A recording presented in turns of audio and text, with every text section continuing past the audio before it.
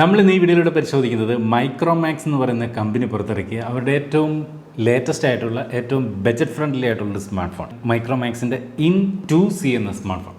അപ്പോൾ നമുക്കറിയാം മൈക്രോമാക്സ് എന്ന് പറയുന്ന കമ്പനിയുടെ പ്രത്യേകത ഒരു പൂർണ്ണമായും ഇന്ത്യൻ കമ്പനിയാണ്. അപ്പോൾ ബജറ്റ് ഫ്രണ്ട്ലി ആയിട്ടുള്ള ഒരു ഇന്ത്യൻ നിർമ്മിത സ്മാർട്ട് ഫോൺ വാങ്ങാൻ ഉദ്ദേശിക്കുന്നവർക്ക് തീർച്ചയായിട്ടും In2C നോക്കാം. നമുക്ക് അപ്പോൾ In2C അൺബോക്സ് ചെയ്യാം. അപ്പോൾ ഇവിടെ എന്നുള്ളത് ഇന്ത്യ എന്നുള്ളത് സൂചിപ്പിക്കുന്നു എന്നുള്ള സൂചനകളൊക്കെ നൽകുന്ന രീതിയിൽ ഇവിടെ ഈ ഒരു ബോക്സിൻ്റെ പുറത്ത് കാണിക്കുന്നുണ്ട്. ബാക്കിലേക്ക് നോക്കുമ്പോൾ ഇതിൻ്റെ പ്രധാന സ്പെസിഫിക്കേഷൻ ഡീറ്റെയിൽസ് കൊടുത്തിട്ടുണ്ട്. നമ്മളിവിടെ പരിശോധിക്കുന്നത് 3GB 32GB വേരിയൻ്റ് ആണ്. എനിവേ നമുക്ക് അൺബോക്സ് ചെയ്യാം.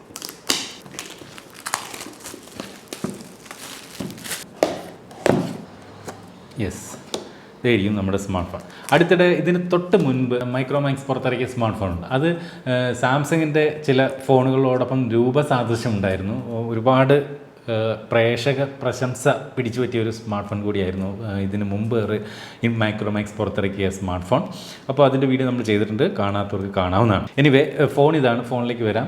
ബ്രൗൺ കളറാണ്. അത് എനിക്ക് ഭയങ്കര ഇഷ്ടമാണ് ഈ ഒരു ബ്രൗൺ കളർ. സാധാരണ സ്മാർട്ട് ഫോണുകളിൽ ഒന്നും കാണാത്തൊരു കളർ വേരിയൻ്റാണ് ബ്രൗൺ. എന്നാൽ മൈക്രോമാക്സിൻ്റെ പഴയ നേരത്തെ തൊട്ട് മുമ്പ് ഇറക്കിയ സ്മാർട്ട് ഫോണും ബ്രൗൺ കളറിൽ വന്നിരുന്നു. അപ്പോൾ ഫോണിൻ്റെ ബോക്സ് കണ്ടൻറ്റുകൾ എന്തൊക്കെയെന്ന് ചോദിച്ചു കഴിഞ്ഞാൽ ഇതിൻ്റെ ഈ ഒരു പേപ്പർ ബോക്സിനകത്ത് ഇതുപോലെ സിം ഇജക്ടർ പിൻ കൊടുത്തിട്ടുണ്ട്. അതുപോലെ ഇതിനകത്ത് ഇത്തരത്തിലൊരു കേസ് കൊടുത്തിട്ടുണ്ട്. നമ്മൾ അടുത്തിടെയായിട്ട് നിരവധി ബജറ്റ് ഫ്രണ്ട്ലി സ്മാർട്ട് ഫോണുകൾ അൺബോക്സ് ചെയ്തിരുന്നു. അതിനകത്തൊന്നും കേസ് അങ്ങനെ വരാറില്ലായിരുന്നു. പക്ഷേ എന്തായാലും ഇതിനകത്ത് കേസ് കൊടുത്തിട്ടുണ്ട്. ഒരുവിധം ക്വാളിറ്റി ഉള്ളൊരു കേസ് തന്നെയാണ് നൽകിയിരിക്കുന്നത്. കൂടാതെ ഒരു സ്ക്രീൻ പ്രൊട്ടക്റ്റർ ഇതിനകത്ത് കൊടുത്തിട്ടുണ്ട്. അത് പ്രീ അപ്ലൈഡ് അല്ല, നമുക്ക് വേണമെങ്കിൽ അപ്ലൈ ചെയ്യാവുന്ന നിലയ്ക്ക് കൊടുത്തിരിക്കുകയാണ്. കൂടാതെ ഇത്തരത്തിലുള്ള ഒരു യൂസർ മാനുവൽ കൊടുത്തിരിക്കുന്നു. ചാർജർ എന്ന് പറയുമ്പോൾ വളരെ ചെറിയ ഒരു ചാർജറാണ് നൽകിയിരിക്കുന്നത്. വെറും 10 വാട്ടിൻ്റെ ഒരു ചാർജറാണ് നൽകിയിരിക്കുന്നത്. ഈ 10 വാട്ട് കൊണ്ട് ഈ ഒരു ഫോണിൻ്റെ 5000 mAh ബാറ്ററിയൊക്കെ എപ്പോൾ ചാർജ് ചെയ്ത് തീരുമെന്ന് അറിയില്ല. എന്തെങ്കിലും ഒരു USB Type-C ചാർജിങ് പോർട്ട് ആയിരിക്കണേ എന്നാണ് ആഗ്രഹം. Yes, USB Type-C charging port കൊടുത്തിട്ടുണ്ട്. അതൊരു വലിയ കാര്യമാണ്. ഓർക്ക് ഇതൊരു ബജറ്റ് ഫ്രണ്ട്ലി സ്മാർട്ട് ഫോണാണ്. അപ്പോൾ ഇത്രയും കാര്യങ്ങളാണ് ഈ ഒരു സ്മാർട്ട് ഫോണിൻ്റെ ബോക്സിനകത്ത് വരുന്നത്. ഇത് കൂടാതെ ഇനി നമുക്ക് ഫോണിൻ്റെ വിശേഷങ്ങളിലേക്ക് കടക്കാം. ഇതായിരിക്കും നമ്മുടെ സ്മാർട്ട് ഫോൺ. അതിതുപോലെ പ്രൊട്ടക്റ്റ് ചെയ്ത് ഫിലിം ഒക്കെ ഒട്ടിച്ചൊക്കെ തന്നെ വന്നിരിക്കുന്നത്. അതിനകത്ത് വീണ്ടും ബാക്കിലൊരു പ്രൊട്ടക്ഷൻ കൊടുത്തിട്ടുണ്ട്. വീണ്ടും ഒരു സ്റ്റിക്കർ അതിൻ്റെ ബാക്കിൽ ഒട്ടിച്ചിട്ടുണ്ട്. ഈ സ്റ്റിക്കർ ഊരുമ്പം ശ്രദ്ധിച്ച് ഊരാം. കാരണം വെച്ച് കഴിഞ്ഞാൽ ഇളക്കുമ്പോൾ അവിടെ ഇവിടെ കേട്ടത് ഒട്ടിപ്പിടിക്കുന്നുമുണ്ട്, കീറി അവിടെ ഇവിടെ ഇരിക്കുകയും ചെയ്യുന്നു. അതിൻ്റെ ഒരു ഗം അവിടെ ഇവിടെയും പറ്റുന്നുണ്ട്. യെസ്, ഗം നന്നായിട്ട് പറ്റുന്നുണ്ട്. നന്നായിട്ട് ആ ഒരു ഗം അതിൻ്റെ ബോഡിയിൽ ഇതുപോലെ പിടിച്ചു. ഇനി എന്തെങ്കിലും ഈ സാനിറ്റൈസറൊക്കെ ഉപയോഗിക്കാവുന്ന പോലും എനിക്കറിയത്തില്ല. കാരണം ഇതിൻ്റെ കളറൊക്കെ ഫെയ്ഡ് ആകുമെന്ന് എന്തെങ്കിലുമൊക്കെ ഉപയോഗിച്ചിട്ട് വേണം ഇത് ക്ലീൻ ചെയ്യാൻ. എനിവേ അതൊരു മോശമായിപ്പോയി തുടക്കത്തിൽ തന്നെ ഒരു കല്ലുകടി. എനിവേ അപ്പോൾ ഇതിൻ്റെ ഒരു ഡിസൈൻ വൈസ് നോക്കി കഴിഞ്ഞാൽ കാണാൻ നല്ലൊരു ലുക്കുണ്ട്. പറയാതെ ഞാൻ നേരത്തെ പറഞ്ഞാൽ ഈ ഒരു ബ്രൗൺ കളർ എന്നെ വല്ലാതെ മോഹിപ്പിക്കുന്നു. ഇതിൻ്റെ ഇവിടെ കണ്ടില്ലേ ഒരു ഈ സൺലൈറ്റ് ഫ്ലെയർ പോലെ ഇത്തരത്തിൽ ഇങ്ങനെ ഫ്ലെയർസ് പോയിരിക്കുന്നതായിട്ട് നമുക്ക് കാണാം. ഈ ഒരു ഭാഗത്തു നിന്ന് പല പല ഗ്രേഡിയൻറ്റുകൾ പോയിരിക്കുന്ന രീതിയിലാണ് കാണുന്നത്. ഇതിൻ്റെ ബാക്കിൽ ഇത്തരത്തിൽ 2 ക്യാമറയും ഒരു LED ഫ്ലാഷ് ലൈറ്റുമാണ് കാണുന്നത്. AI ക്യാമറ എന്ന് ഇവിടെ എഴുതിയിട്ടുണ്ട്. ഇവിടെ എന്നതുപോലെ വലുതായിട്ട് എഴുതിയിരിക്കുന്നത് കാണാം. ബാക്കിലാണ് സ്പീക്കർ വെൻറ്റ് കൊടുത്തിരിക്കുന്നത്. അപ്പോൾ ഈ സൈഡിലല്ല സ്പീക്കർ വെൻറ്റ്. അതുകൊണ്ടുള്ള പ്രശ്നം എന്ന് വെച്ചാൽ നമ്മൾ ടേബിളിൻ്റെയൊക്കെ മുകൾ പാർട്ട് ഇങ്ങനെ വെച്ച് കേൾക്കുമ്പോൾ സൗണ്ട് അടയാനുള്ളൊരു സാധ്യതയുണ്ട്. ഇവിടെ വലത് സൈഡിൽ ഇതുപോലെ വോളിയം റോക്കേഴ്സും പവർ ബട്ടണും കാണാം. താഴെ 3.5mm ഓഡിയോ ജാക്ക് കൊടുത്തിട്ടുണ്ട്. വലിയ കാര്യം. Microphone, USB Type-C charging port, ഇടത് സൈഡിലായിട്ട് സിം ട്രേയും നൽകിയിട്ടുണ്ട്. മുകളിൽ സെക്കൻഡറി നോയ്സ് ക്യാൻസലേഷൻ മൈക്ക് നൽകിയിട്ടില്ല. ഈ ഒരു ഫോൺ ഓൺ ചെയ്യുമ്പോൾ തന്നെ ഇതുപോലെ എന്നും പവേർഡ് ബൈ ആൻഡ്രോയിഡ് എന്നും എഴുതി കാണിക്കുന്നു. ഈ ഒരു ഫോണിൻ്റെ തിക്നെസ് പറഞ്ഞാൽ 8.63 മില്ലിമീറ്ററാണ് ഇതിൻ്റെ ഒരു തിക്നെസ്. കുറച്ച് തിക്കാണ്, ഓക്കെ, എന്നാലും കുഴപ്പമില്ല. 9 മില്ലിമീറ്റർ താഴെയാണ്, കുഴപ്പമില്ല. അതുപോലെ ഇതിൻ്റെ വെയിറ്റ് വന്നിട്ട് 198 ഗ്രാമാണ്. ഇപ്പോൾ ഈ ഒരു സ്മാർട്ട് ഫോൺ കണ്ടില്ലേ, ഇത്തരത്തിൽ നമുക്ക് ആ ഒരു സെൻറ്റർ ഭാഗത്ത് ഇതുപോലെ കറക്റ്റായിട്ട് ആ വെയിറ്റ് ഡിസ്ട്രിബ്യൂഷൻ നമുക്ക് കണ്ടില്ലേ. കറക്റ്റ് ഞാൻ ഈ ഒരു സെൻറ്റർ ഭാഗത്താണ് ഇപ്പോൾ പിടിച്ചിങ്ങനെ ഹോൾഡ് ചെയ്യുന്നത്. അപ്പോൾ ആ വെയിറ്റ് 2 സൈഡിലോട്ടുള്ള വെയിറ്റ് ബാലൻസിങ് ഓക്കെ ആയതുകൊണ്ട് അങ്ങനെ നിൽക്കുന്നത്. മാത്രമല്ല അതുകൊണ്ട് തന്നെ ഈ ഒരു 198 ഗ്രാം ഭാരം നമുക്ക് ഒറ്റയടിക്ക് അങ്ങോട്ട് ഫീൽ ചെയ്യത്തും ഇല്ല. അത്രയും വെയിറ്റ് ഉണ്ടെന്ന് തോന്നുന്നില്ല. അടുത്തായിട്ട് നമുക്ക് ഈ ഒരു ഫോണിൻ്റെ സിം ട്രേ ഏത് ടൈപ്പാണ് നോക്കാം. ഞാനിതിനകത്ത് ഒരു ട്രിപ്പിൾ കാർഡ് സ്ലോട്ടാണ് പ്രതീക്ഷിക്കുന്നത്. കാരണം ഒരു ബജറ്റ് ഫ്രണ്ട്ലി സ്മാർട്ട് ഫോണുകൾ എപ്പോഴും ട്രിപ്പിൾ കാർഡ് സ്ലോട്ടാണ് വരുന്നത്. അതെ, ഈ ഒരു സ്മാർട്ട് ഫോണിനകത്ത് കാര്യങ്ങൾ മറിച്ചല്ല, ട്രിപ്പിൾ കാർഡ് സ്ലോട്ട് തന്നെയാണ്. അതുകൊണ്ട് തന്നെ ഒരേ സമയം 2 നാനോ സിം കാർഡുകൾ, ഒരു മെമ്മറി കാർഡ് ഈ ഒരു സ്മാർട്ട് ഫോൺ അത് ഉപയോഗിക്കാനാകും. ഈ ഒരു സ്മാർട്ട് ഫോണിൻ്റെ ഡിസ്പ്ലേയെ കുറിച്ച് പറഞ്ഞാൽ 6.52 ഇഞ്ചിൻ്റെ HD+ ഡിസ്പ്ലേ ആണ് ഈ ഒരു സ്മാർട്ട് ഫോണിനകത്ത് നൽകിയിരിക്കുന്നത്. ഡിസ്പ്ലേ ഒരുവിധം തരക്കേടില്ലാത്ത ഡിസ്പ്ലേ ആണ്.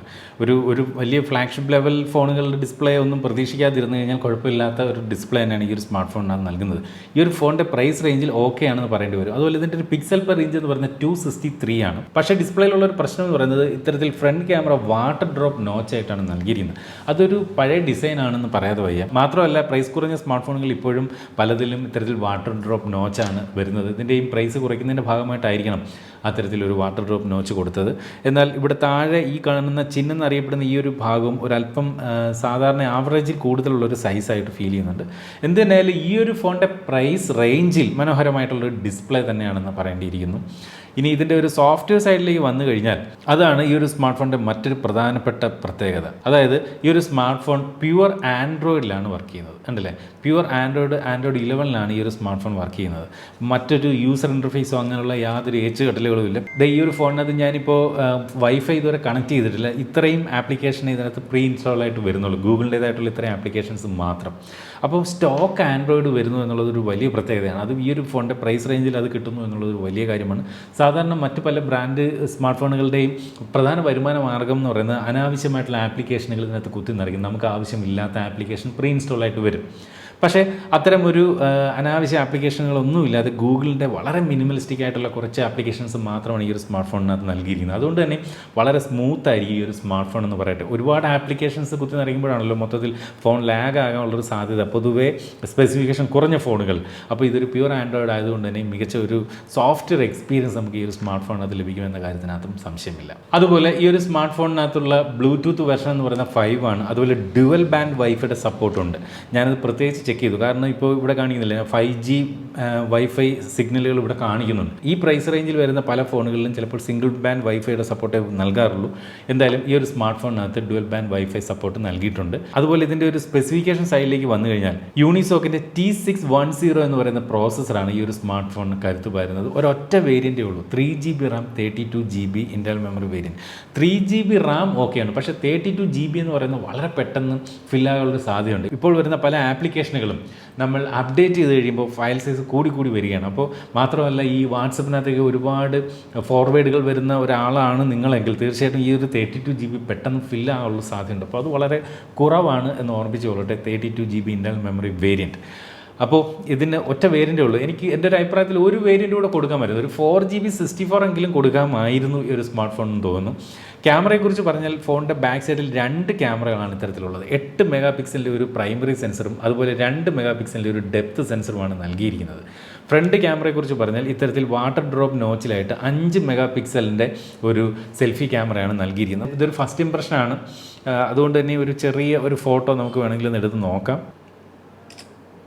ആ ഒരു ക്ലിക്കിങ്ങിന് ഒരു ശക്കല ടൈം എടുക്കുന്നുണ്ടല്ലോ, ഒരു ഫ്രാക്ഷൻ ഓഫ് സെക്കൻഡ്സ് പ്രോസസ്സിങ്ങിന് ടൈം എടുക്കുന്നുണ്ട്. ചില ഫോണുകളൊക്കെ വളരെ ഫാസ്റ്റായിട്ട് പ്രോസസ്സ് ചെയ്യാറുണ്ട്, അതൊന്നും ഓർത്തിരിക്കുക. അത്തരത്തിൽ ആണ് ഇതിൻ്റെ ഒരു ബാക്ക് ക്യാമറയുടെ രീതി. ഫോട്ടോ ഭയങ്കര സംഭവമൊന്നുമല്ല. ഈ ഒരു സ്മാർട്ട് ഫോണിൻ്റെ പ്രൈസ് റേഞ്ചിൽ ഒരുപാട് കാര്യങ്ങളൊന്നും ക്യാമറയിൽ നിന്ന് പ്രതീക്ഷിക്കരുത്. ഇതിപ്പോൾ ഒരു ഫോണിൻ്റെ ബാക്ക് ക്യാമറ എന്നുള്ളൊരു ക്വാളിറ്റിയാണ് നമ്മൾ കാണുന്നത്. അതുപോലെ സെൽഫി വിഭാഗത്തിലേക്ക് വന്നാലും നമുക്കൊരു സെൽഫി ഫോട്ടോ ജസ്റ്റ് ഒന്ന് എടുത്ത് നോക്കാം. വലിയ ഒരു ഭയങ്കര സംഭവമൊന്നും പറയാനില്ല, കുഴപ്പമില്ലാത്ത ഒരു സെൽഫി ക്യാമറ എന്ന് ഈ ഒരു സ്മാർട്ട് ഫോണിനെ വിശേഷിപ്പിക്കാൻ സാധിക്കുകയുള്ളൂ. അതുപോലെ ഈ ഒരു സ്മാർട്ട് ഫോണിൻ്റെ ബാക്ക് ക്യാമറ ഉപയോഗിച്ചുകൊണ്ടും ഫ്രണ്ട് ക്യാമറ ഉപയോഗിച്ചുകൊണ്ടും മാക്സിമം ഫുൾ HDയിൽ, അതായത് 1080p 30 frames per second വരെയുള്ള വീഡിയോകളാണ് ഷൂട്ട് ചെയ്യാനാവുക. ബാറ്ററി സൈഡിലേക്ക് വന്നാൽ 5000 mAh ബാറ്ററിയാണ് ഈ ഒരു സ്മാർട്ട് ഫോണിന് കരുത്ത് പകരുന്നത്. അത് ചാർജ് ചെയ്യാനായിട്ട് ഈ ഒരു 10 വാട്ടിൻ്റെ ചാർജറാണ് നൽകിയിരിക്കുന്നത്. അപ്പോൾ ഈ ഒരു 10 വാട്ടിൻ്റെ ചാർജർ കൊണ്ട് ഇത് ചാർജ് ചെയ്യാൻ കുറച്ച് ടൈം നല്ല പോലെ എടുക്കും. പക്ഷേ നമ്മൾ ഭൂരിഭാഗം പേരും രാത്രി കിടക്കുമ്പോഴാണ് ഫോൺ ചാർജിന് ഇടുന്നത്. രാവിലെ ഉറക്കം എണീക്കുമ്പോൾ ഫോൺ ചാർജിൽ നിന്ന് മാറ്റുകയും ചെയ്യും. അപ്പോൾ എങ്ങനെ പോലും ഒരു 6-7-8 മണിക്കൂർ ചാർജിങ്ങിൽ ഫോൺ ഉണ്ടാകും. അത്തരം ആ രീതിയിൽ ചാർജ് ചെയ്യുന്നവർക്കൊരു പ്രശ്നമല്ല. പക്ഷേ എവിടെയെങ്കിലും പോകാൻ നേരത്ത് വളരെ പെട്ടെന്നൊന്ന് ചാർജ് ചെയ്യണം എന്ന് വിചാരിച്ചു കഴിഞ്ഞാൽ ഈ ഒരു 10 വാട്ട് ചാർജർ കൊണ്ടും 5000 mAh ചാർജ് ചെയ്യാന്ന് പറയുന്നത് കുറച്ച് ടൈം എടുക്കുന്നത് തന്നെയാണ്. എന്ത് തന്നെയായാലും ഈ പ്രൈസ് റേഞ്ചിൽ Type-C ചാർജിങ് പോർട്ട് കൊടുത്തിരിക്കുന്നു എന്നുള്ളതൊരു വലിയ കാര്യം തന്നെയാണ്.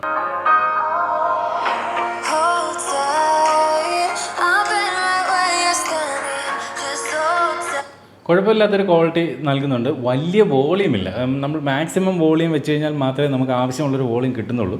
വലിയൊരു വോളിയം ഇല്ല. മോണോ സ്പീക്കറാണ്. ഫോണിൻ്റെ താഴെ ബോട്ടം ഫയറിങ്ങിൽ നിന്നാണ് സ്പീക്കർ സൗണ്ട് കിട്ടുന്നത്. ഈ പ്രൈസ് റേഞ്ചിൽ നമുക്ക് സ്റ്റീരിയോ സ്പീക്കർ ആഗ്രഹിക്കാൻ പോലും പറ്റില്ല. അടുത്തായിട്ട് ഈ ഒരു ഫോണിൻ്റെ വീഡിയോ ക്വാളിറ്റിയെക്കുറിച്ച് പറഞ്ഞാൽ മനോഹരമായിട്ടുള്ളൊരു വീഡിയോ ക്വാളിറ്റിയാണ്. പക്ഷേ വ്യൂയിങ് ആംഗിൾ കണ്ടില്ല, കുറച്ച് സൈഡ് ഇതുപോലെ ചരിച്ചൊക്കെ നോക്കിക്കഴിഞ്ഞാൽ അത്രയും മനോഹരമായിട്ടുള്ളൊരു ദൃശ്യം ഒരു ഫ്ലാഗ്ഷിപ്പ് ഫോണുകളിലെ പോലൊന്നും നമുക്ക് പ്രതീക്ഷിക്കരുത്. കുഴപ്പമില്ലാത്ത ഒരു വീഡിയോ ക്വാളിറ്റി. പക്ഷേ ആ ഒരു വാട്ടർ ഡ്രോപ്പ് നോച്ച് ഒരു പ്രശ്നം തന്നെയാണ് വീഡിയോ വ്യൂയിങ് എക്സ്പീരിയൻസിലെന്ന് ഓർമ്മിച്ചോളട്ടെ. 2 വ്യത്യസ്ത കളർ വേരിയൻറ്റുകളാണ് ഈ ഒരു സ്മാർട്ട് ഫോൺ ലഭിക്കുക. ബ്രൗൺ കളറിലും സിൽവർ കളറിലും. നമ്മൾ പരിശോധിച്ചത് ബ്രൗൺ കളറാണ്. എനിക്ക് എസ്പെഷ്യലി ഈ ഒരു ബ്രൗൺ കളർ ഭയങ്കരമായിട്ട് പേഴ്സണലായിട്ട് ഇഷ്ടപ്പെട്ടു. ഈ ഒരു സ്മാർട്ട് ഫോണിന് മറ്റൊരു പ്രത്യേകതയുണ്ട്. 1 ഇയർ ആണ് ഇതിൻ്റെ ഹാൻഡ് സെറ്റിൻ്റെ ഒരു വാറൻറ്റി കമ്പനി നൽകുന്നത്. ഇതിൻ്റെ ആക്സസറീസിന് 6 മാസത്തെ വാറൻറ്റിയും കമ്പനി നൽകുന്നുണ്ട്. എന്ത് തന്നെയായാലും ഇതിൻ്റെ ഒരു പ്രൈസ് എൻ്റെ ഒരു പ്രതീക്ഷ അനുസരിച്ചിട്ടാണെങ്കിൽ ഈ ഒരു സ്മാർട്ട് ഫോൺ എങ്ങനെയായാലും 10,000 രൂപയിൽ താഴെ ഉള്ള ഒരു വിലയ്ക്കായിരിക്കും വിൽക്കുന്നത്.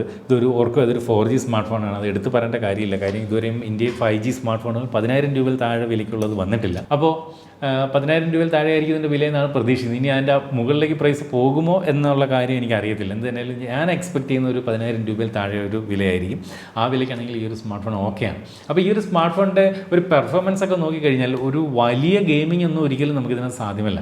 ടെമ്പിൾ റൺ, അതുപോലെ സബ്വേ സർഫേസ്, അങ്ങനെയുള്ള ലൈറ്റ് വെയിറ്റ് ആയിട്ടുള്ള ഗെയിമുകൾക്കൊക്കെ വേണമെങ്കിൽ ഇത് ഇൻസ്റ്റാൾ ചെയ്ത് നല്ലപോലെ കളിക്കാം. BGMI ഒക്കെ വേണമെങ്കിൽ ലോ സെറ്റിങ്ങുകൾ വേണമെങ്കിൽ കളിക്കാം. അപ്പോൾ ആർക്കാണ് ഈ ഒരു സ്മാർട്ട് ഫോൺ സ്യൂട്ട് ആവുക എന്ന് ചോദിച്ചു കഴിഞ്ഞാൽ ഒരുപാട് ഗെയിമൊക്കെ കളിക്കുന്ന വലിയ ഗെയിമൊക്കെ കളിക്കുന്നവർക്കൊന്നും ഒരിക്കലും ഈ ഒരു സ്മാർട്ട് ഫോൺ സ്യൂട്ട് ആവില്ല. നേരെ മറിച്ച് വാട്സപ്പ്, ഫേസ്ബുക്ക്, കുറച്ച് ഫോൺ കോൾ, ചെറിയ കുഞ്ഞു ഗെയിമുകൾ ഒക്കെ കളിക്കുന്ന സാധാരണക്കാർക്കും അതുപോലെ പ്രായമായ ആളുകൾക്കും, ഇപ്പോൾ നിങ്ങളുടെ രക്ഷകർത്താക്കൾക്ക് നിങ്ങളൊരു സ്മാർട്ട് ഫോൺ വാങ്ങാൻ ഉദ്ദേശിക്കുന്നു, അവർക്ക് വേണമെങ്കിൽ വാങ്ങിക്കൊടുക്കാം. അവരധികം ഫോൺ അത്തരത്തിൽ ഉപയോഗിക്കാറില്ല. അതുപോലെ ഒരുപാട് പൈസ ഒരു സ്മാർട്ട് ഫോണിനകത്ത് സ്പെൻഡ് ചെയ്യാൻ താല്പര്യമില്ലാത്തവർക്കും വാങ്ങാവുന്ന ഒരു സ്മാർട്ട് ഫോൺ തന്നെയാണ് മൈക്രോമാക്സിൻ്റെ IN2C. മാത്രമല്ല ഒരു ഇന്ത്യൻ ബ്രാൻഡാണ് മൈക്രോമാക്സ് എന്ന പ്രത്യേകതയും പ്യുവർ ആൻഡ്രോയിഡ് സോഫ്റ്റ്വെയർ ഈ ഒരു സ്മാർട്ട് ഫോണിലുണ്ട് എന്നുള്ളതും ഈ ഒരു സ്മാർട്ട് ഫോണിനെ മറ്റ് ഫോണുകളിൽ നിന്നും വേറിട്ട് നിർത്തുന്നു. അപ്പോൾ നിങ്ങൾക്ക് ഈ ഒരു സ്മാർട്ട് ഫോണിനെ കുറിച്ച് എന്ത് തോന്നുന്നു? വീഡിയോയ്ക്ക് താഴെ കമൻറ്റ് രേഖപ്പെടുത്താം. ഇതുപോലെ മനോഹരമായിട്ടുള്ള മറ്റൊരു പ്രോഡക്റ്റിൻ്റെ വിശേഷവുമായിട്ട് നമുക്ക് അടുത്ത വീഡിയോയിൽ വീണ്ടും കാണാം. അതുവരെ സ്റ്റേ സേഫ്. ബൈ.